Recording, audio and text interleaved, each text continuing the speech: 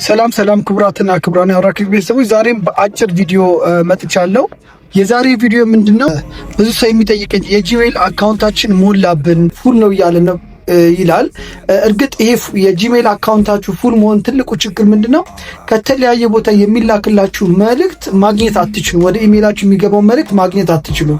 ለምሳሌ ዩቲዩብ አንድ መልእክት ቢልክላችሁ ይህን ተሳስታችኋል፣ ይህን በዚህ ጊዜ ውስጥ አስተካክሉ፣ ወይም ይህንን እስከዚህ ጊዜ ድረስ እንደዚህ አድርጉ ብሎ የሆነ መልእክት ቢልክ ጂሜላችሁ ፉል ከሆነ ወይም ከሞላ ምንም አይነት መልእክት ስለማይገባላችሁ ማየት አትችሉም ማለት ነው። ስለዚህ እንዴት ያንን እንደምናስተካክል ላሳያችሁ። ብዙ ጊዜ የሚፈቀደው በጂሜል 15 ጂቢ ነው የሚፈቀደው ለተራ ወይም ደግሞ እንዲሁ ለኖርማል አካውንት ለሚከፍት ሰው፣ ግን በገንዘብ ማሳደግ ይቻላል።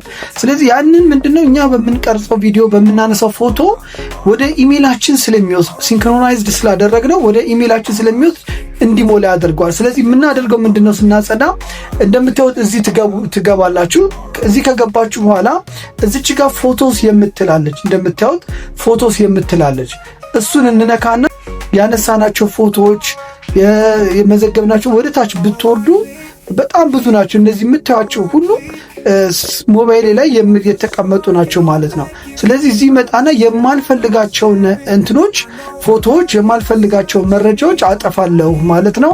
እንግዲህ በዚህ አይነት መልኩ ቦታውን ማስለቀቅ እንችላለን ማለት ነው።